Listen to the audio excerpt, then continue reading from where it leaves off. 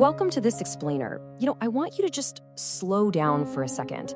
Wherever you are right now, whatever is just rushing through your mind, let's take a deep, unhurried breath together. Today, we're going to explore a deeply comforting message about finding peace right in the middle of the great unknown. As we walk through this together, I want you to lean in, let your shoulders drop, and just let these truths settle deep into your spirit. Let your heart rest on this ancient promise. The Lord is good, a stronghold in the day of trouble. He knows those who trust in him. These timeless words from the Book of Nahum, they carry this heavy, beautiful weight that we honestly just overlook in the sheer noise of our daily lives. Notice the striking reality here. The creator of the universe doesn't just observe us from some distant cloud. He specifically identifies and actively acknowledges those who place their confidence in him. Consider what that word truly means, right? Trust. In a biblical context, trust is far more than just a fleeting emotion. It's faith in action. It's a settled, unshakable belief. You see, there's a profound, literally life-altering difference between just a casual mention of God's name and a heart that genuinely anchors its soul in his character. God knows those who have built that kind of steady confidence, the kind that holds fast even when the ground beneath them starts to shake. And, well, this brings us to a vital, deeply personal question, one that we each have to answer in the quiet of our own hearts. Does God recognize you as one of those who trust him? When he looks at your life, does he see a spirit of faith? This isn't just some theological exercise, friends. This is absolutely essential for our survival and our peace. Because let's face it, we live in a world of deep uncertainty, completely unable to see past the immediate horizon. In the face of that unknown future, we're generally presented with three choices. The first is the path of fear. This is where anxiety just becomes your constant companion. It's that exhausting habit of waking up and immediately worrying about the next season. My friend, fear is a thief. It literally steals the peace of your today by borrowing trouble from a tomorrow that, might never even arrive.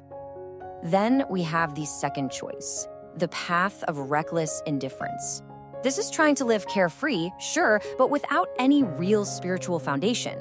It's just a spiritually empty distraction. It might feel easy in the moment, it might kind of temporarily numb the worry, but it leaves a person entirely defenseless when the day of trouble finally knocks on their door. It just isn't true peace. But there is a third way, a beautiful way, the choice to trust. This is the decision to fully trust Jesus. It's declaring, you know what? I may not have a map for next month, but I am not afraid because I am walking with the one who created the stars. It's deciding that even if the storms come, you have a word that is far more reliable than your circumstances. You're deciding that when the day of trouble hits, you already have a place of safety. Let this beautiful promise from Deuteronomy carry us into a posture of prayer right now. The Lord himself goes before you and will be with you. He will never leave you nor forsake you. Do not be dismayed. Lord Jesus, today we consciously place our trust in you. You are undefeated. You are unchangeable. You have literally never lost a battle. You're the one who goes before us, and you are already standing in the exact solution to our problems. Therefore, we flat out refuse to be dismayed. Hold tightly to this comforting truth. The Waymaker is clearing your path.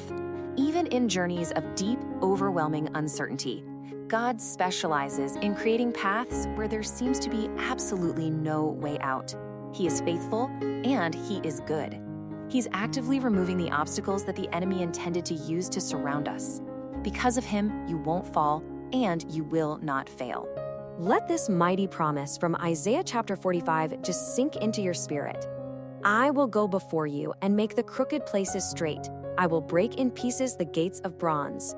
I pray right now for grace and mercy to completely cover you and your family. We might not know the specific battles we're going to face this year, but we absolutely know our stronghold. We praise you, Lord, because the enemy will not triumph. The crooked places are being made straight. Our journey is completely safe in your hands. Hear the cry of Psalm 18. In my distress, I called to the Lord. My cry came before him into his ears. I want to gently remind you, it is a profoundly powerful thing to know that the master of all creation listens when you whisper his name in the dark. When you're sitting there asking, why is this happening? Or where am I even going? Please remember that your distress is never ignored. He hears you. And because he hears us, we've got to hold tightly to the promise of Romans 8:28. The crucial comfort here is actually found in the present tense. It doesn't say God might work it out. or that he used to. It says he causes everything to work together for good. It's an active, ongoing, real-time process. Even behind the scenes, when you can't see the slightest movement, he is continually arranging and aligning things for your ultimate good.